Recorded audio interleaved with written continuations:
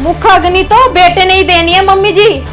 क्या इसी दिन के लिए लोग बेटा मांगते हैं? जरूर हमने कोई पिछले जन्म में अपराध किया होगा जो हमें ऐसी औलाद मिली है। औलाद तो आपकी बहुत अच्छी है, लेकिन आप दोनों के ना चाल चलन अच्छे नहीं है बिल्कुल भी। वाह बेटा वाह, जब तुझे जलेबी लेके आए ना, मैं तो तभी समझ गया था जरूर तेरे को हमसे कोई मतलब है। कि कब्र में पैर लटके हैं लेकिन आकड़ नहीं गई इनकी। अरे बहू, हम अपने बेटे की कमाई खा रहे हैं, तेरे बाप की नहीं खा रहे। पापा, दिन रात अंजलि अंजलि करते रहते हैं। अंजलि के पास क्यों नहीं चले जाते? बुढ़े लोग ना एक कोने में पड़े रहते घर में, और ये हमारे घर में तो लड़ाई झगड़ा ही रहता है इनकी वजह से। एक बेटे की बहू होना बहुत मुश्किल है, सारी जिम्मेवारी मेरे ऊपर आ गई। भगवान पता नहीं कौन सा बदला ले रहा है मेरे साथ। इनको तीनों टाइम रोटी खिलाओ और फिर भी बेटी बेटी। लो मम्मी जी। बहू, जब तू शादी करके इस घर में आई थी ना, तो मैंने भी तुझे बेटी जैसा ही प्यार दिया था। कौन सी कमी रहेगी बेटा हमारे प्यार में जो तू हमारे साथ ऐसा व्यवहार कर रही है? अगर कोई बहू सास को माँ समझ लेना, तो सास भी बेटी को क्यों याद करे? इतना तो करती हूँ मम्मी आपके लिए, और क्या करूँ आपके लिए? बहू, मुझे ना इस कंबल के अंदर बहुत ज़्यादा सर्दी लगती है। हो सके तो मुझे कोई रजाई ला के दे दे। और बहू, मेरी जगह तेरी माँ होती तो तू उसके लिए भी ऐसा ही करती क्या? इतनी ठंड के अंदर ये पतला सा कंबल दे रखा है तूने मुझे। 4 पैसे ना मम्मी जी बचा के रख लेते। अंजलि की शादी में तो आपने सब लुटा दिया, तब तो आपको याद भी नहीं था। बेटा भी है घर में, बहू भी है और पोता भी है। मुखाग्नि तो बेटे ने ही देनी है मम्मी जी। तो अब कंबल भी बेटी से ही मांग लो, जिसका नाम सारा दिन जपते रहते हो आप।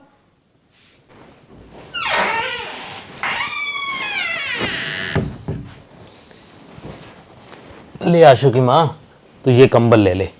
मैंने कौन सा अभी सोना है, इतने में तेरी ठंड उतर जाएगी। सुनो जी, क्या इसी दिन के लिए लोग बेटा मांगते हैं?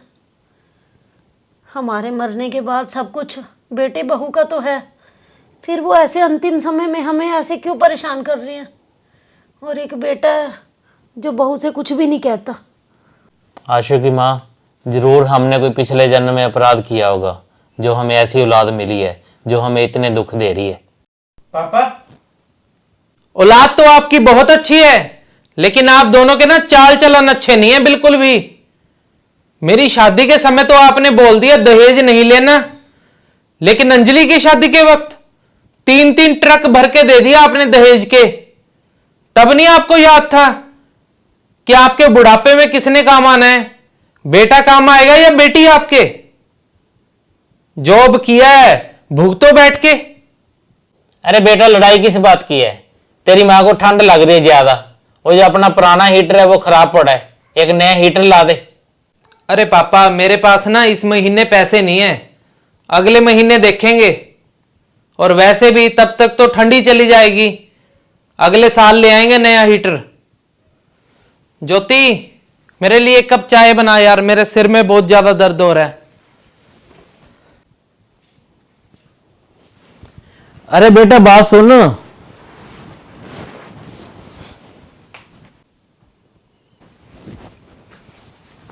बेटा, अगर तेरा भी हाथ तंग है तो हम गांव वाली जमीन का ना थोड़ा टुकड़ा बेच देते हैं, उससे हमारी भी जरूरतों का सामान आ जाएगा। क्यों रंजू? पापा, आपकी उम्र तो बहुत हो गई है, पर आपकी अकड़ नहीं गई। बहू, जब अपने ही घर में हमारे लिए कोई सोचने वाला नहीं है तो हमें कम से कम अपना इंतजाम तो खुद करना पड़ेगा ना। तुमसे तो कोई उम्मीद नहीं है। भी तेरी माँ को इतनी ठंड लग रही है, एक रजाई मांगी थी, रजाई नहीं ला के दी। एक हीटर खराब पड़ा है, हीटर नहीं ला के दिया। और अब चाय देख ले, 1 कप बना के लाइए। बिना मांगे तो 1 कप चाय नहीं मिलती यहाँ पे। अरे पापा जी, ये आप कैसी बात कर रहे हो? अब आप चाय को भी नजर लगा रहे हो क्या? अपने बच्चों के खाने पीने को देख के नजर लगा रहे हो आप तो। हे भगवान, ये दिन देखने से पहले मैं मरी क्यों नहीं गई। अरे बेटा, जिस माँ बाप ने तुझे अपने मुंह से निवाला निकाल के खिलाया है, आज वो तेरे खाने पीने को नजर लगाएंगे। कैसी बातें कर रहा है तू भी।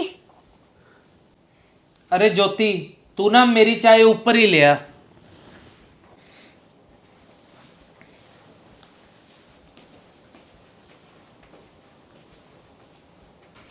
मम्मी, मरने के बाद ना मैं ही काम आऊंगा आपके, कोई और नहीं आएगा, याद रखना ये।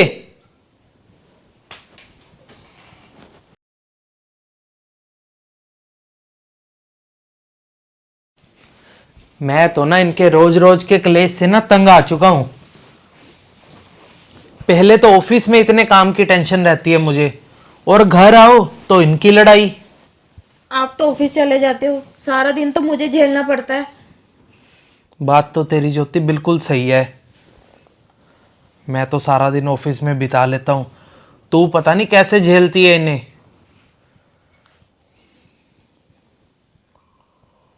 हाँ, वो पापा क्या कह रहे थे नीचे?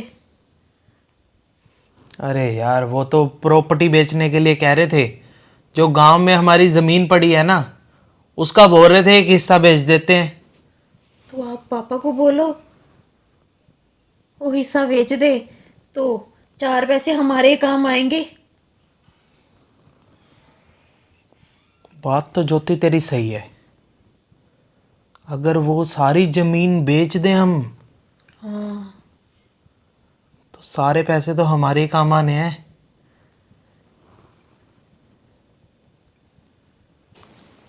देखा आशु की माँ क्या हाल करते हैं बच्चे अपना। और याद है तुझे, आशु के जन्म के लिए हम कितने मंदिरों में नंगे पांव दर्शन करने गए थे। सब याद है जी मुझे। पता नहीं बुढ़ापे में बेटे के हाथों यही अन्याय लिखा था। मेरा तो ना अब जीने का मन ही नहीं करता बस।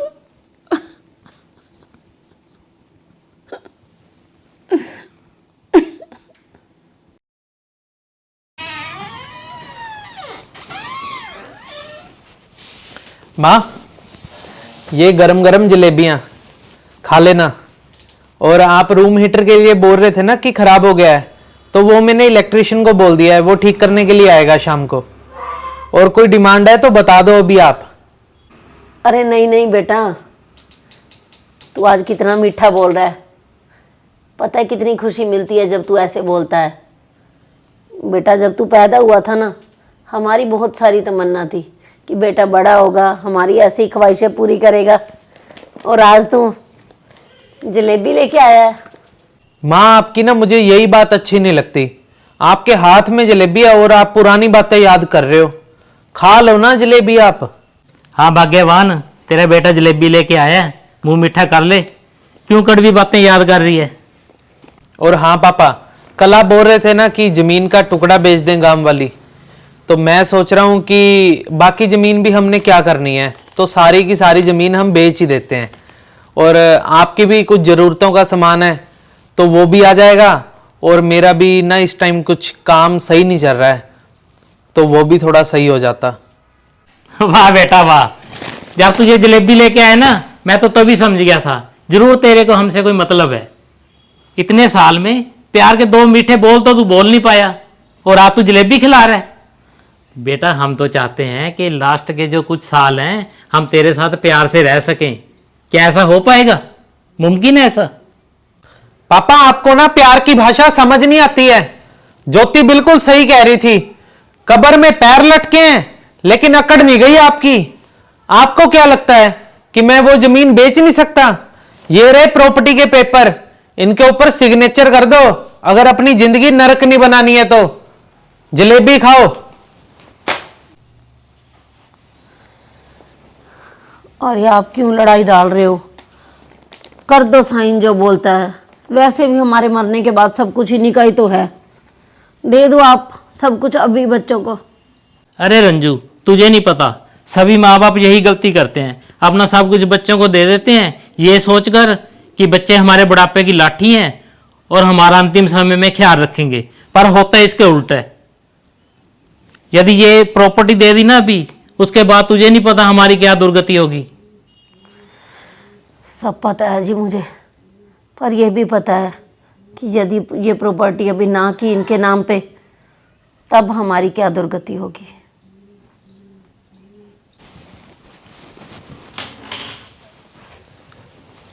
कर ली मम्मी पापा से बात प्लॉट की? तू ना ज्योति बिल्कुल सही कहती है कि कब्र में पैर लटके हैं लेकिन आकड़ नहीं गई इनकी। क्यों, क्या हो गया? मैं जलेबियां लेकर आया था इनके लिए, मम्मी ने तो आराम से पकड़ ली जलेबियां, लेकिन पापा तो बोलने लग गए कि तू ना पक्का किसी ना किसी मतलब के लिए ये जलेबियां लेकर आया हमारे लिए। और उन्होंने तो ना प्लॉट बेचने के लिए भी मना कर दिया। अच्छा, मना कर दिया? अब आप देखना मैं क्या करती। ऐसा बासी खाना खिलाऊंगी ना, 4 दिन में ना बिस्तर पकड़ लेंगे। जिंदगी ना नरक कर दूंगी इनकी। सही बात है ज्योति तेरी। फिर क्या जमीन वो साथ ले जाएंगे? मम्मी, अरे मम्मी कैसे हो आप? बस ठीक हो अंजलि। मम्मी कितने दिन से फोन कर रही थी पापा को, पापा का फोन ही नहीं लग रहा था। बस बेटा वो तेरे पापा का 3-4 दिन से फ़ोन ख़राब पड़ा है, दे रखा है ठीक करने, बस उठा के ही नहीं लाए। अच्छा, और मम्मी भैया को फ़ोन करती हूँ तो भैया फ़ोन नहीं उठाते कभी भी मेरा। और फिर मैंने ना साथ वाली चाची को फ़ोन किया तो फिर मुझे चाची ने बताया कि तेरी मम्मी की तबीयत ठीक नहीं है, तो आके एक बार मिल जा। क्या हो गया मम्मी आपको? बस पापा, अरे कैसे हो पापा जी आप? ठीक है बेटा, तू सुना। ठीक हूँ पापा। पापा मैं तो कहती थी ना आपको कि आप तो अपने बेटे और बेटी में फ़र्क नहीं करते, पर यही सोच आपके बच्चों में भी हो, ऐसा तो मुमकिन नहीं है ना पापा। आप बेटी के साथ नहीं रहे क्योंकि आप कहते थे कि सब कुछ अगर बेटे को देना है तो बेटा ही अपना फ़र्ज़ निभाएगा, तो ये फ़र्ज़ निभा रहा है पापा जी आपका बेटा। और मम्मी आप ना मम्मी मेरे साथ रहने के लिए चलो मम्मी। आपने कभी अपने बेटे और बेटी में फ़र्क नहीं किया, दोनों को बराबर की शिक्षा दी, सब कुछ अगर उनके लिए किया, तो क्या आपके प्रति मेरे कोई फ़र्ज नहीं है मम्मी? आप एक बार मुझे अपने फ़र्ज निभाने का मौका तो दो मम्मी आप। नहीं बेटा, तू अपने फर्ज बहुत अच्छे से निभा रही है। बहुत सारी बहुएं बेटियां तो ऐसी होती हैं जो सिर्फ मांगना जानती हैं, पर तू अपने सास ससुर की सेवा बहुत अच्छे से कर रही है बेटा। बस तेरा वही फर्ज है और तू अपना बस फर्ज अच्छे से निभा रही है, तू वही निभा बेटा बस। मम्मी पर आप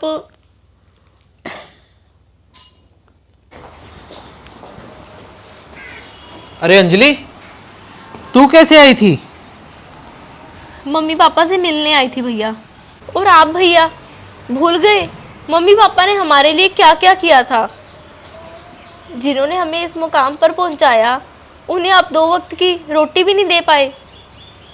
भैया कल को आपके बच्चे भी बड़े होंगे, उनको क्या जवाब दोगे आप? अगर आपके बच्चे आपके साथ ऐसा व्यवहार करेंगे तो क्या आप झेल पाओगे? क्यों, तुझ पर नहीं किया खर्चा मम्मी पापा ने? तुझे भी पढ़ाया लिखाया है, तेरी तो शादी के ऊपर इतना खर्चा कर दिया था उन्होंने। तेरे नहीं फर्ज बनते कुछ मम्मी पापा के प्रति? ले जा उन्हें अपने साथ।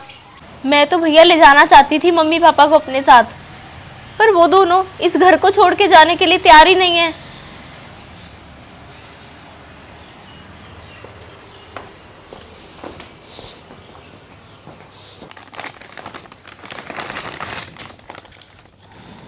ये दवाइयाँ दी हैं डॉक्टर ने, और ये ना दवाई दूध के साथ लेनी है।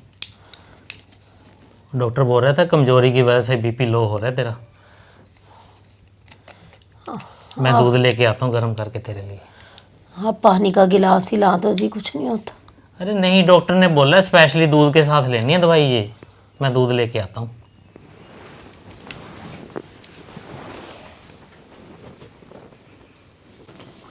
क्यों पापा जी, बड़ी चुगलियां की जा रही थी बेटी के साथ? बेटी के साथ ही चले जाते। मेरे मम्मी पापा ने तो अकेला बेटा देख के शादी की थी, हमारी बेटी तो ऐश करेगी, पर उन्हें क्या पता था आप दोनों की सेवा करनी पड़ेगी मुझे। ये दूध कहाँ लेके जा रहे हो? अरे बहू, हम अपने बेटे की कमाई खा रहे हैं, तेरे बाप की नहीं खा रहे। पापा, पापा ये क्या बदतमीजी है? अरे बेटा देख, ये बहू हमारे साथ क्या कर रही है एक दूध के गिलास के लिए। और तू कौन सा काम है, तुझे तो अपने फर्ज बिल्कुल याद नहीं है। हमने तो सोचा था ये बेटा हमारे काम आएगा, बुढ़ापे में हमारी सेवा करेगा, पर तू तो बिल्कुल ही नालायक है। और ये बहू, इसने तो एक दूध के गिलास के लिए क्या हाल कर दिया हमारा आज। और ऐसे नालायक बहू और बेटा हो ना, तो उनको कोई हक नहीं है हमारी प्रॉपर्टी पर और हमारे अंतिम दर्शन पर। मैं तुझे आज ही अपनी प्रॉपर्टी और अंतिम दर्शन से बेदखल करता हूं। हमें नहीं रहना इस घर में। आशुकी मां, चलो। अरे शुभ शुभ बोलो, क्यों ऐसी बातें कर रहे हो आप? अब नहीं होता बर्दाश्त, बहुत बर्दाश्त कर लिया। यही सोचकर मैं बाप हूं इसलिए बर्दाश्त करता रहा। जहां पर ऐसे नालायक बेटा और बहू हैं वहां रहने का कोई फायदा नहीं है। मैंने तो इनको ना अपनी प्रॉपर्टी और अपने अंतिम दर्शन से बेदखल कर दिया आज। तू चिंता क्यों करती है? चिंता न कर, मुख अग्नि तो अंजलि दे देगी। अंजलि नहीं देगी तो ऐसे लवारिस मां बाप कई होते हैं जिनकी अंतिम विदाई कोई भी कर देता है। चल, जो अपना बच्चा खुचा समेट, फिर हम चले अंतिम यात्रा के लिए।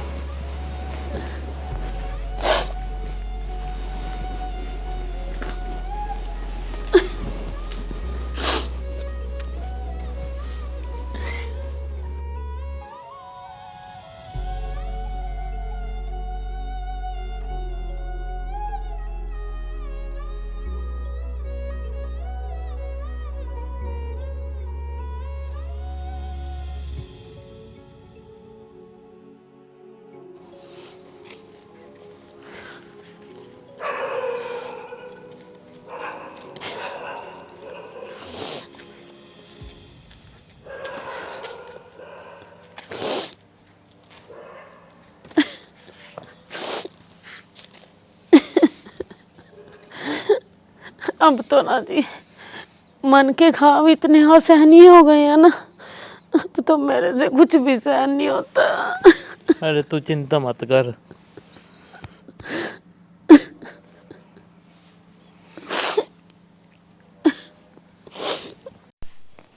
बहुत है शिकवा मुझसे कुछ लोगों को, एक दिन हम सारे शिकवे दूर कर जाएंगे। तड़प जिंदगी से बंधी है मौत से नहीं, एक दिन हम इस तड़प से आज़ाद हो जाएंगे। तो दोस्तों, शरीर पर लगे घाव तो एक ना एक दिन ठीक हो जाते हैं, परंतु जो घाव मन पर लग जाते हैं वो कभी कभी असहनीय हो जाते हैं। यदि माता पिता अपने अंतिम समय में 2 मीठे बोल सुनना चाहते हैं तो क्या वे कुछ ज़्यादा मांगते हैं अपने बच्चों से? माँ बाप ने जो बच्चों के लिए किया वो सब बच्चे भूल जाते हैं और उनको उनके तीसरे पहर में कड़वी यादों के साथ विदाई देते हैं। याद रखना बच्चों। तो दोस्तों, इस वीडियो को लेकर आपकी क्या राय है? अगर आपको वीडियो अच्छी लगी हो तो इसे अपनी फैमिली और दोस्तों के साथ शेयर जरूर कर देना। और इस तरह की और वीडियो देखने के लिए मनचंदा फैमिली ब्लॉग और अंजलि मनचंदा को फॉलो कर लें।